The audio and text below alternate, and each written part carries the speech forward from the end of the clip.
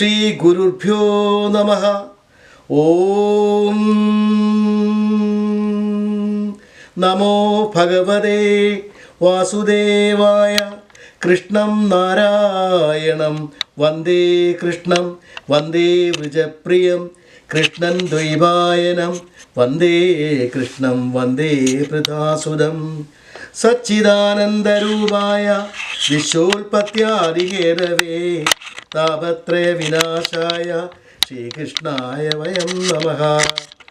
യോഗീന്ദ്രാണാം ത്വദംഗേഷ്വധികസുമധുരം മുക്തിഭാജാം നിവാസോ ഭക്താനാം കാമവർഷദ്യുതരുകിസലയം നാഥദേ പാദമൂലം.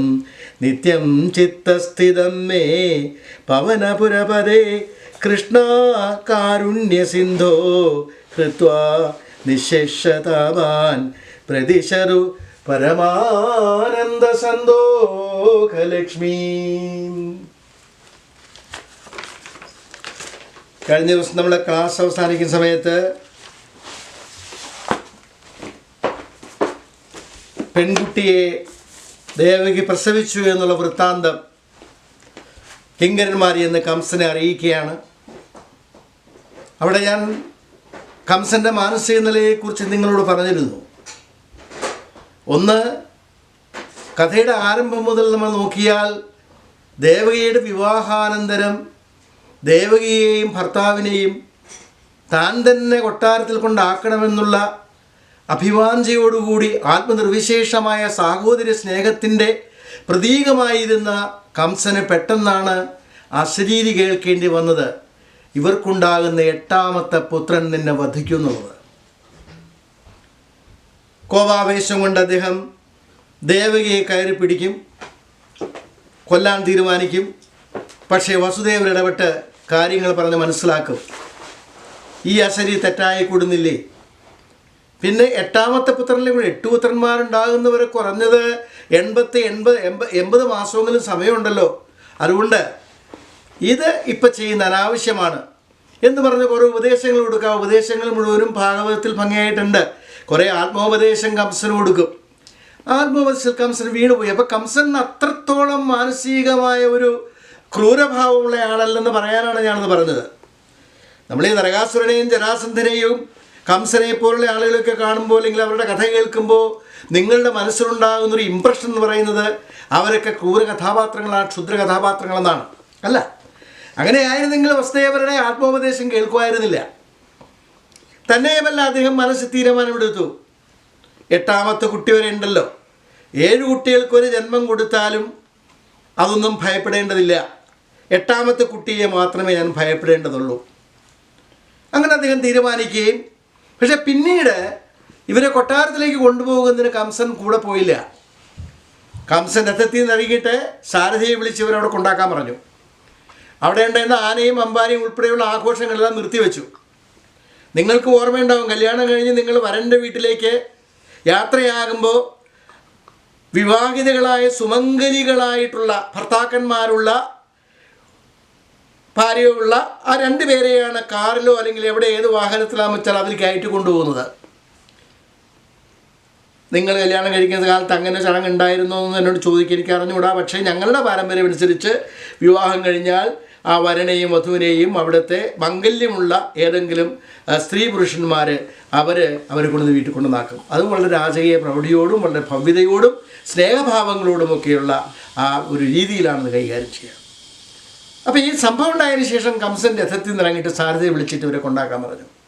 വന്നിരുന്ന ആളുകളോടൊക്കെ അവിടെ ആർപ്പുളിയും പിന്നെ താരാട്ടും വളയും വായ്ക്കുരയും ഒക്കെ ഉണ്ട്. അവരോട് നിർത്ത് എന്ന് പറഞ്ഞ് ശാന്തമായിട്ട് പറഞ്ഞു വെച്ചു. അപ്പോൾ ഇത്തിരി വേദന ഉണ്ടെങ്കിലും ആ വസുദേവരുടെ ഉപദേശം, ആത്മോപദേശം കേൾക്കാൻ കംസൻ തയ്യാറായി എന്നുള്ളതാണ്. ഒരു കണക്കിന് നോക്കിയാൽ വ്യാസൻ നമ്മളോട് പറയുന്നത് അദ്ദേഹത്തിൻ്റെ ആത്മകഥ തന്നെയല്ലേ? കാരണം ഇവിടെ നമ്മൾ ഇന്ന് നിർത്തുമ്പോൾ കപടകന്യക എന്നൊരു വാക്ക് മായാദേവിയെക്കുറിച്ച് ഉപയോഗിച്ചു.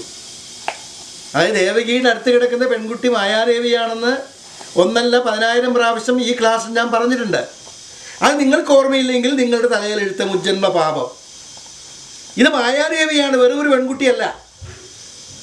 ഈ ഇവിടെ ജനിച്ചിരിക്കുന്ന ശ്രീകൃഷ്ണനോളം തന്നെ അല്ലെങ്കിൽ അതിനേക്കാൾ പ്രാധാന്യമുള്ള ദേവിയാണ് ആ പെൺകുട്ടി. കംസൻ ഇവിടെ വന്ന് ഈ വിവരം അറിഞ്ഞപ്പോൾ കംസന് മനസ്സിലായി ഇത് കപടകന്യകയാണെന്ന്. അത് ഞാനിതിനെ വ്യാഖ്യാനിച്ചു. കപടകന്യക എന്ന് പറഞ്ഞാൽ അർത്ഥം കാപട്യം കാണിക്കുന്ന കന്യക എന്നല്ല, ദേവീരൂപം മനുഷ്യരൂപത്തിൽ വന്നിട്ട് ഒരു ധർമ്മം നടപ്പാക്കാൻ വന്നിരിക്കുകയാണ്. അതിന് വിഷ്ണുവിൻ്റെ അഭ്യർത്ഥന പ്രകാരം ആദിപരാശക്തി അല്ലെങ്കിൽ ദേവി അദ്ദേഹത്തെ സഹായിക്കുകയാണ്. അങ്ങനെയാണ് ആ പെൺകുട്ടി, ആ മായാദേവി ആ പെൺകുട്ടിയായിട്ട് ജനിക്കുന്നത്. മായാദേവി സ്വയം അങ്ങനെ ചെന്നതുമാണ്. പിന്നെ അവിടെ ചെന്നിട്ട് ഈ അമ്മയുടെ വയറ്റിൽ അങ്ങനെ മായാദേവി തന്നെ സ്വയം തീരുമാനിച്ച് വിഷ്ണുവിൻ്റെ അഭിപ്രായ പ്രകാരം ചെയ്തതാണ്.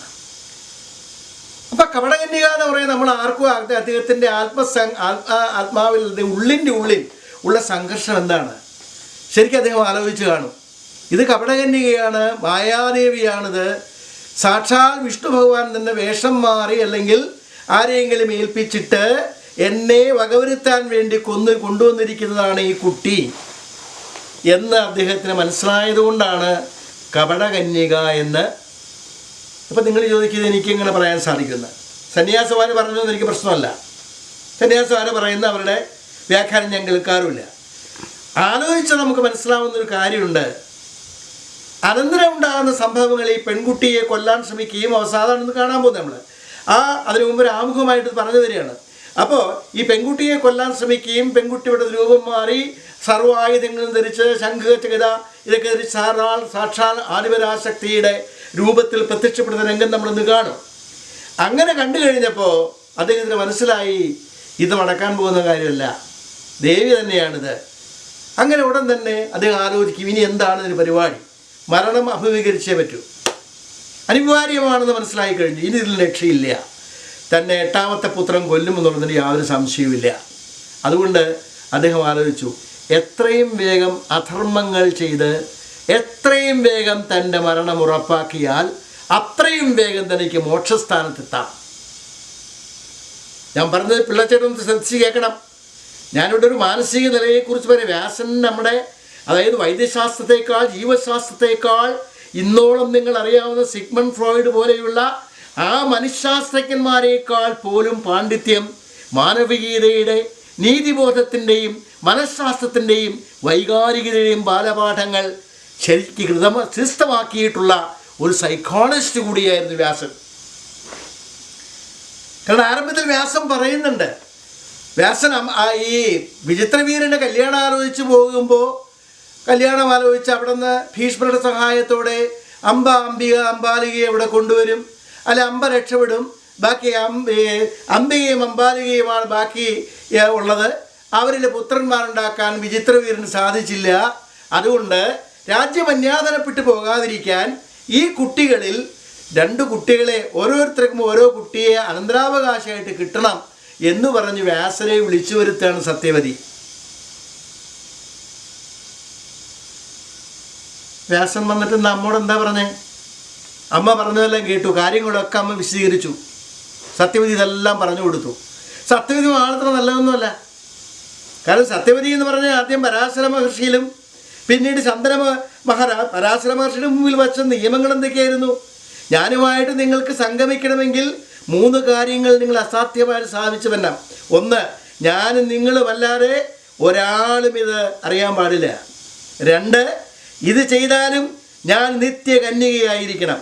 3, മത്സ്യത്തിൻ്റെ വയറ്റിൽ ജനിച്ചതുകൊണ്ട് മത്സ്യഗന്ധിയാണ് എന്നെ, മീനിൻ്റെ മണമാണ് എന്നെ. ആ മണം മാറ്റി എല്ലാ പുരുഷന്മാർക്കും ആസ്വാദ്യകരമായ കസ്തൂരി ഗന്ധമുണ്ടാക്കണം. വളരെ നടപ്പാക്കാൻ പ്രയാസമായിട്ടുള്ള ഒരു കാര്യമായിരുന്നു. പക്ഷേ പരാശര മഹർഷിയുടെ ആ ആത്മശക്തി കൊണ്ട് അദ്ദേഹത്തിന് അവിടെ ഒരു മൂടൽ മഞ്ഞ് കൊണ്ടൊരു കൊട്ടാരം ഉണ്ടാക്കാനും അത് കഴിഞ്ഞ് ഇവരുടെ ആ മത്സ്യഗന്ധം മാറ്റാനും അതും കഴിഞ്ഞ് അവൾക്ക് കന്യകയായി തന്നെ ജീവിക്കുവാനുള്ള സാഹചര്യം സൃഷ്ടിച്ചുകൊണ്ടാണ് പരാശര മഹർഷി അദ്ദേഹത്തിൻ്റെ കാര്യം സാധിച്ചത്. ആ സത്യവിധി തന്നെയാണ് പിന്നീട് ശന്തനുമാർ കഥ ഞാൻ പറഞ്ഞിട്ടുണ്ടെങ്കിൽ ഓർമ്മപ്പെടുത്തുകയാണ്. ശന്തനുമാരായ നായാട്ടിന് പോകും.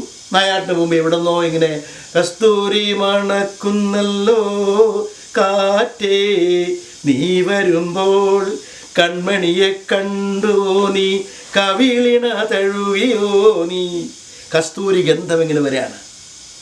ആ ഗന്ധത്തിൻ്റെ ഉറവിടം നോക്കിക്കൊണ്ട് ശന്തനു യാത്ര ചെയ്യുമ്പോൾ ചെന്നെത്തിയത് സത്യവതിയിലാണ്. ശന്തനുവിനുണ്ട് അങ്ങനെ ഒരു ചരിത്രം. എന്താണത്? ഭീഷ്മരെ ഓർത്താൽ ശന്തനുവിൻ്റെ പാതിവൃത്യത്തെക്കുറിച്ച് നിങ്ങൾക്ക് മനസ്സിലാകും. ഗംഗാദേവിയെ കല്യാണം കഴിച്ച് അവസാനം അത് തെറ്റിപ്പിരിഞ്ഞ് അതിൻ്റെ പുത്രനുണ്ടായി. ആ പുത്രയും നോക്കിക്കൊണ്ട് നടക്കുന്നയാളാണ്. അപ്പം അദ്ദേഹത്തിൻ്റെ ആദ്യത്തെ വിവാഹമല്ല അത്. ചെന്നു, കല്യാണം കഴിക്കുവാനുള്ള ആലോചനകളൊക്കെ വന്നു. സത്യവതിയുടെ അച്ഛൻ കണ്ടീഷൻസ് വെച്ചു. എന്തായാലും അതിനകത്ത് പുത്രൻ തന്നെ ചെന്ന് ഒരു മധ്യസ്ഥനായിട്ട് വിവാഹം നടത്തി കൊടുത്തു. പിന്നീടാണ് അവർക്ക് ഈ കുട്ടികളുണ്ടാകുമ്പോൾ വിചിത്രവീരനെയും മറ്റും കല്യാണം കഴിച്ചു കഴിഞ്ഞപ്പോഴേക്കും അദ്ദേഹം ഒരു രോഗിയായിരുന്നു, ഭീരുവുമായിരുന്നു. അവർക്ക് കുട്ടികളുണ്ടായില്ല. വ്യാസനോട് വിളിച്ചോറ് വ്യാസൻ എന്താ പറഞ്ഞത്? വ്യാസൻ പറഞ്ഞത് ഇതാണ്: അമ്മേ, കുറച്ച് നാൾ കാത്തു നിന്നിട്ട് പോരെ ഇത്. അവിടെയാണ് വ്യാസൻ്റെ മനഃശാസ്ത്ര പഠനം പ്രായോഗികമായി നമ്മളെപ്പോലെ പ്രബുദ്ധരായ ആളുകളുടെ മനസാക്ഷിയെ കുത്തി നോവിച്ചുകൊണ്ടാണെങ്കിലും ഉണർത്തുന്നത്. എന്താണ് ആ മനഃശാസ്ത്രം എന്ന് പറഞ്ഞാൽ? പകമൂത്ത കാശി രാജകുമാരിമാരാണ് അവർ രണ്ടുപേരും. ഇഷ്ടപ്പെട്ട ആളെ വിവാഹം കഴിക്കാൻ അനുവദിക്കാതെ കായബലം കൊണ്ട് അവിടെ നിന്ന് പിടിച്ചുകൊണ്ടുവന്ന് സ്നേഹത്തിൻ്റെ മധുരമ ലവലേശം അനുഭവിക്കാൻ കഴിയാത്ത ഹതഭാഗ്യരായ രണ്ട് പെൺകുട്ടികളിലാണ് തനിക്ക് തൻ്റെ ബീജം നിക്ഷേപിക്കേണ്ടത് എന്ന് വ്യാസന് ശരിക്കും മനസ്സിലായി. അതുകൊണ്ട് അമ്മോട് പറഞ്ഞു: അമ്മേ, കുറച്ച് നാൾ കഴിഞ്ഞിട്ട് പോരെ ഈ കുട്ടികളുണ്ടാകുന്നത്. അമ്മ നിർബന്ധിച്ച് ഇല്ല, പറ്റില്ല. എപ്പോഴാണ് എന്താണ് സംഭവിക്കുക എന്ന് നമുക്ക് അറിഞ്ഞുകൂടാ. രാജ്യം അന്യാധീനപ്പെടാൻ പാടില്ല. അതുകൊണ്ട് കുട്ടികളുണ്ടാകണം. അവിടെ വ്യാസൻ നമുക്ക് തരുന്ന രണ്ട് സന്ദേശങ്ങളാണ്. വിതയ്ക്കുന്ന പാടം നന്നായാൽ, വിതയ്ക്കുന്ന വിത്ത് നന്നായാൽ ആരോഗ്യമുള്ള പച്ചക്കറികൾ നമുക്കതിൽ നിന്ന് പറിച്ചെടുക്കാം. ഞാനത് പച്ചയായിട്ട് പറയാതെ ഭംഗ്യാന്തരനെ പറഞ്ഞു. വിതയ്ക്കുന്ന പാടം അർത്ഥം നിങ്ങൾക്ക് മനസ്സിലായി കാണും. അതിൽ വിതയ്ക്കുന്ന വിത്ത്, ഇത് രണ്ടും നന്നായാലേ നല്ല ഫലങ്ങൾ ഉണ്ടാവുള്ളൂ.